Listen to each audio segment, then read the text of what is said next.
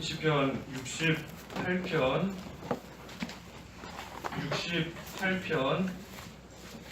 1절에서 6절까지 읽어보겠습니다. 68편 시편 68편 1절에서 6절. 하나님께서 일어나셔서 주님의 원수들을 쫓아내시고 주님을 미워하는 사람이 주님 앞에 도망하게 하소서. 연기가 흩어지듯이 주께서 그들을 흩으소서. 밀랍이 불 앞에서 녹듯이 악인들이 하나님 앞에서 멸망하게 하소서.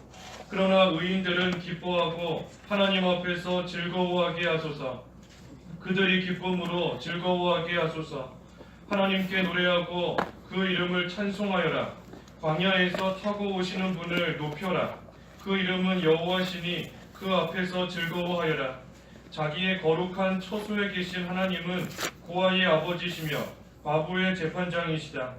하나님께서는 홀로 있는 사람들에게 가정을 주어 살게 하시며 갇힌 사람들을 인도하셔서 형통하게 하신다. 그러나 거역하는 자들은 메마른 땅에서 산다. 제목은 3절의 말씀대로 하나님 앞에서 즐거워하는 성도입니다.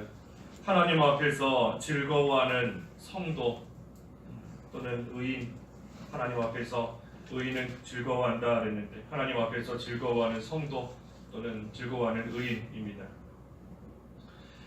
1절과 2절에 보면 하나님께서 일어나신다 그랬습니다. 하나님께서 일어나신다. 하나님께서 일어나셔서 주님의 원수들을 쫓아내시고 또 주님을 미워하는 사람이 주님 앞에서 도망하게 하소서. 연기가 흩어지듯이 주께서 그들을 흩으소서.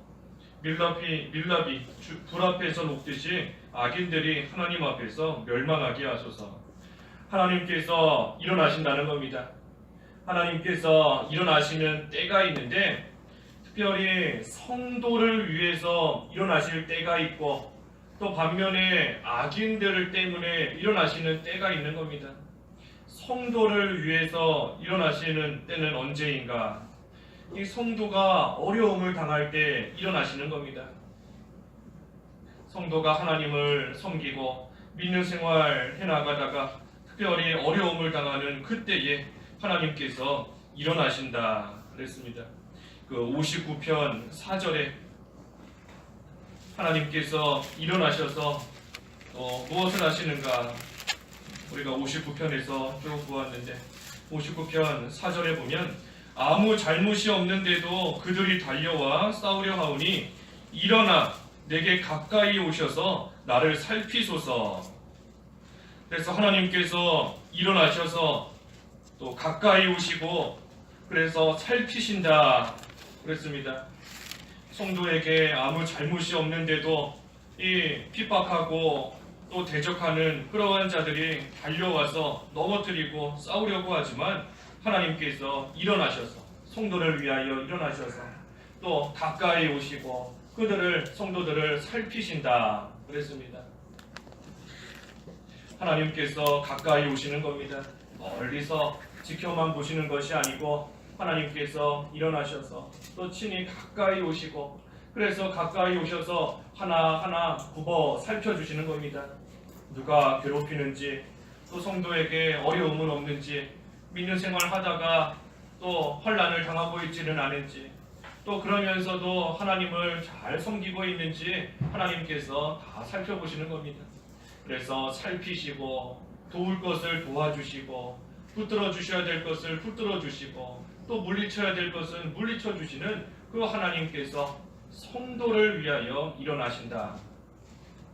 그러니 우리는 성도로서 의인으로서의 생활만 잘하면 하나님께서 계속해서 지켜주시는 겁니다.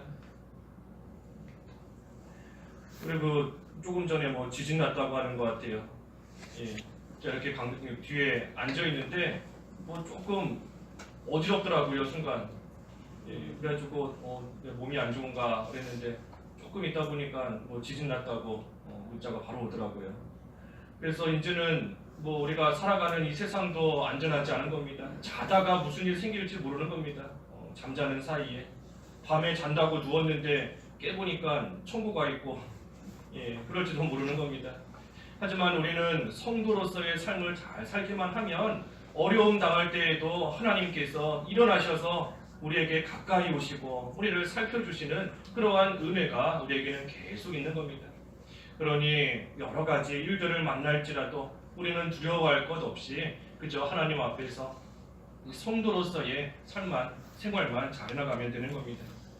또 반면에 하나님께서 일어나시는데 악인들을 심판하시기 위해서 또 일어나시는 겁니다. 악인을 심판하시기 위해서.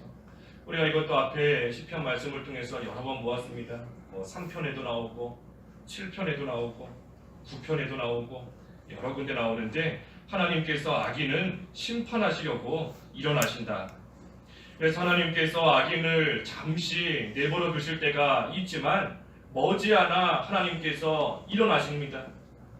하나님께서 잠깐 내버려 두시지만 머지않아서 곧 하나님께서 일어나시는 때가 있는 것이고 또 하나님께서 잠깐 내버려 두시는 그때에도 아무 일이 없는 것이 아니라 그 악인들이 행하는 그 일에 따라서 그 재앙은 계속해서 쌓이고 있는 겁니다. 하나님께서 잠깐 그냥 내버려 두시는 것 같지만 실상은 그 재앙이 계속해서 쌓이고 있는 것이고 하나님의 그 진노가 계속해서 차곡차곡 쌓이고 있는 겁니다. 그러다가 그것이 다 쌓이게 되면 하나님께서 이제 일어나시는 겁니다. 심판하시려고. 하나님이 악인들 때문에 일어나셔서 심판하실 때 어떻게 되는가?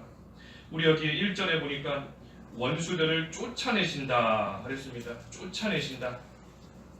원수들이 가까이 오지 못하게 쫓아내시는 겁니다. 또 주님을 미워하는 사람이 주님 앞에서 도망가게 하소서. 도망가게 하시는 겁니다. 다 도망가게. 왜 도망가겠습니까? 무서우니까 도망가는 겁니다. 하나님께서 심판하시려고 일어나셨으니 그 하나님이 무서워서 결국은 다 도망가는 겁니다. 또 연기가 흩어지듯이 주께서 그들을 흩으소서. 다 흩으신다. 대적하려고 모였지만 결국은 하나님께서 다 흩어버리시는 겁니다. 또 밀랍이 물 앞에서 녹듯이 악인들이 하나님 앞에서 멸망하게 하소서. 그래서 결국은 멸망하게 하나님께서 하신다. 쫓아내시고 도망가게 하시고 흩으시다가 결국은 멸망하게 되는 겁니다. 그래서 악인의 마지막은 멸망인 겁니다. 악인의 끝은 망하는 겁니다. 중요한 것은 우리 자신이 이런 악인이 되면 안 된다 그랬죠. 우리가 악인이 되면 안 되는 겁니다. 성경 말씀 읽으면서 악한 자들 하나님께서 이렇게 심판하시는구나 하는 것을 볼 때에 항상 내 자신을 생각해야 되는 겁니다. 다른 사람이 악인이 아니고 다른 사람이 이와 같이 망하는 것이 아니고 내가 악인의 모습으로 살아가면 하나님께서 나에게 이와 같이 하시는구나 하는 것을 우리가 잘 생각하여서 항상 악인의 생활이 아니라 의인의 생활. 하나님께서 일어나시는데 나 때문에 일어나시는데 왜 일어나시는가? 나를 심판하시려고 일어나시면 안 되는 겁니다. 나를 도와주시려고 나를 살펴주시려고 하나님께서 일어나셔야 되는 겁니다. 그래서 하나님께서 의인을 위하여 일어나시는데 내가 그런 의인의 삶이 될 수 있도록 항상 하나님 앞에서 온전한 그러한 생활이 되어야 되는 겁니다. 하나님께서 반드시 일어나시는 겁니다. 반드시 일어나시는데 나 때문에 또 일어나시는데 왜 일어나시는가? 왜 일어나시는가? 성도는 살피시려고 일어나시고 악인은 심판하시려고 일어나신다 그랬습니다. 3절에 그러나 의인들은 기뻐하고 하나님 앞에서 즐거워하게 하소서. 그들이 기쁨으로 즐거워하게 하소서. 이 의인들은 하나님 앞에서 기뻐하는 겁니다.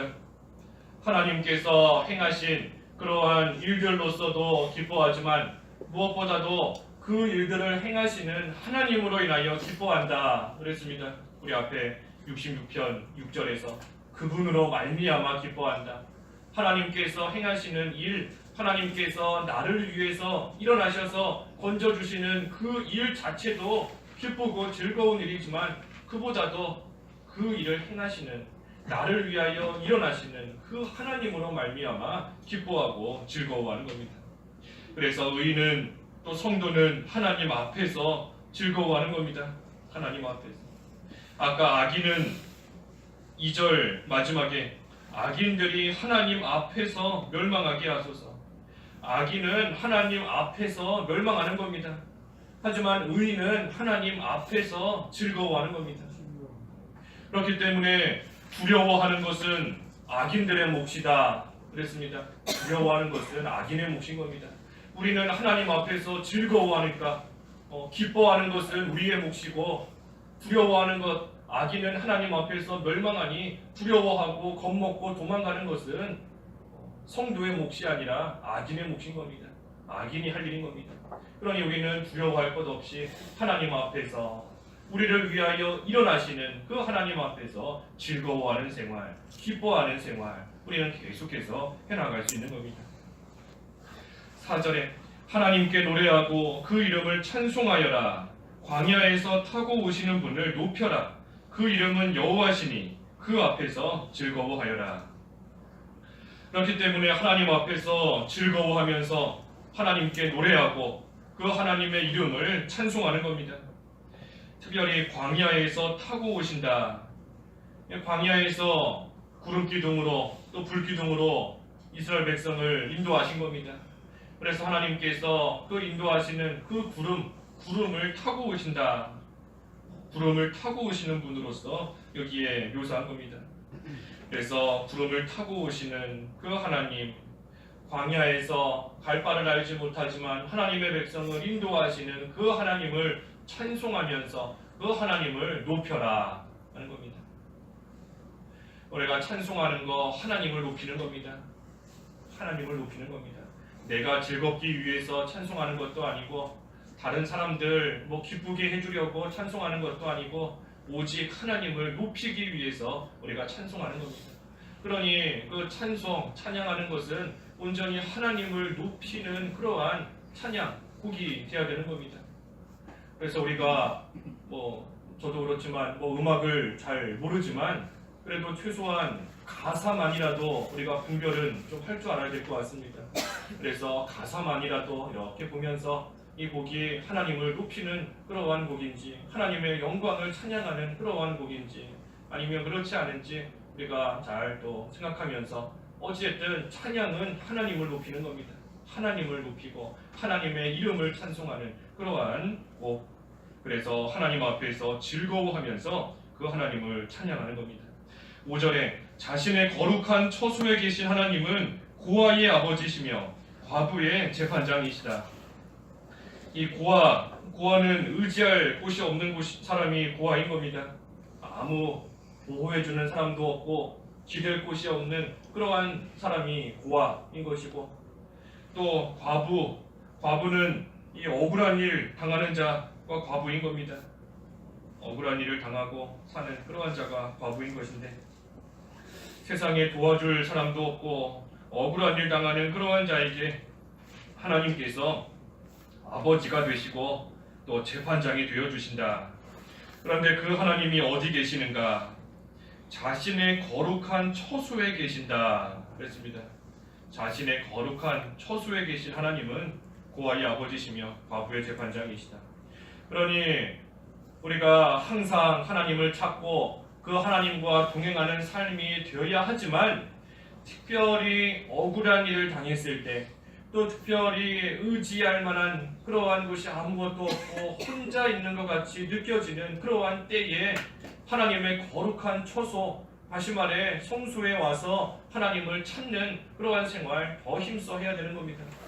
하나님께서 자신의 거룩한 처소에 계신다 그랬으니, 우리가 하나님, 물론 이 세상에 안 계신 곳이 없고 어디에서나 우리와 함께 하시지만, 특별히 하나님을 더 만날 수 있는 그러한 곳, 성소에 와서, 또 오늘날 교회에 와서, 산에 가서 하나님을 간절히 찾고 나아가는 겁니다. 그러면 하나님께서 외로워하는 자에게 아버지가 되어주시고, 억울하고 속상한 일을 당한 그러한 자에게 재판장이 되어주셔서 모든 것을 하나님께서 의롭게 해결해 주시고, 또 하나님께서 위로해 주시고 힘을 주시는 겁니다. 그래서 6절에도 하나님께서는 홀로 있는 사람들에게 가정을 주어 살게 하시며 갇힌 사람들을 인도하셔서 형통하게 하신다. 이 고아와 과부와 같이 홀로 있는 그러한 자에게 가정을 주신다 그랬습니다. 가정을 주신다. 하나님께서 친히 가족이 되어주신다는 겁니다. 하나님께서 가족이 되어주신다. 홀로 있는 자, 홀로 있다고 해서 하나님께서 그러한 자에게 저절로 가족이 되어주시는 것이 아닌 겁니다. 홀로 있는 가운데 거룩한 처소에서 하나님을 간절히 찾는 사람, 그런 사람에게 가족이 되어주시는 겁니다. 또 하나님의 뜻대로 행하는 자에게, 우리 예수님께서 그러셨지 않습니까? 누가 내 어머니고 내 형제냐? 아버지의 뜻대로 행하는 자가 내 어머니이고 내 형제다 그랬습니다. 하나님의 뜻대로 행하는 자, 하나님의 말씀을 순종하는 그러한 자를 예수님께서 가족같이 여겨주신다는 겁니다. 그런 자가 내 어머니고 그런 자가 내 형제다. 그러니 우리가 거룩한 처소에서 하나님을 찾는 사람, 또 항상 하나님의 뜻대로 행하고 하나님의 말씀대로 순종하는 그러한 자에게 여기 말씀처럼 가정을 주어 살게 하신다. 하나님께서 가족이 되어주시고 하나님께서 아버지가 되어주시는 겁니다. 아버지, 가족, 아버지가 되어주시는 겁니다.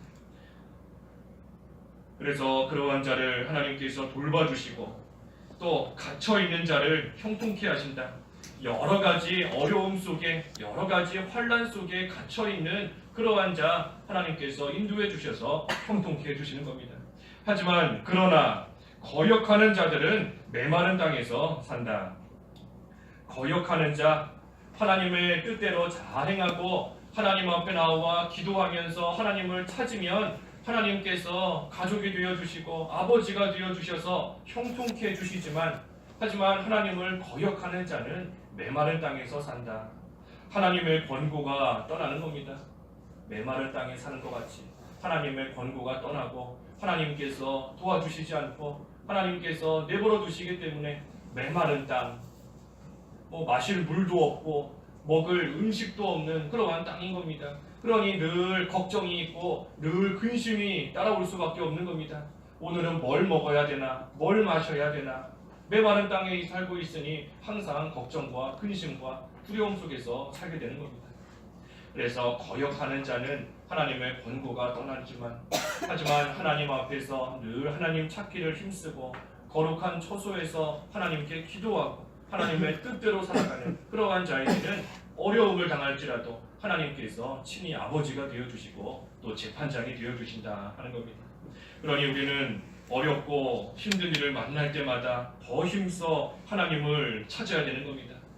그때 하나님께서 하나님을 찾는 성도, 의인을 위해서 일어나 주시고 또 하나님께서 그러한 자 형통케 해주시고 또 하나님께서 친히 아버지가 되어주시는 겁니다.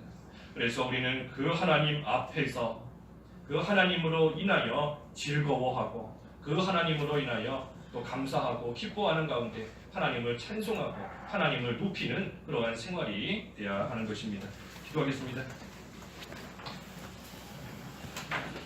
하나님 아버지, 은혜를 감사합니다. 하나님께서 성도를 위하여 일어나신다 하셨습니다.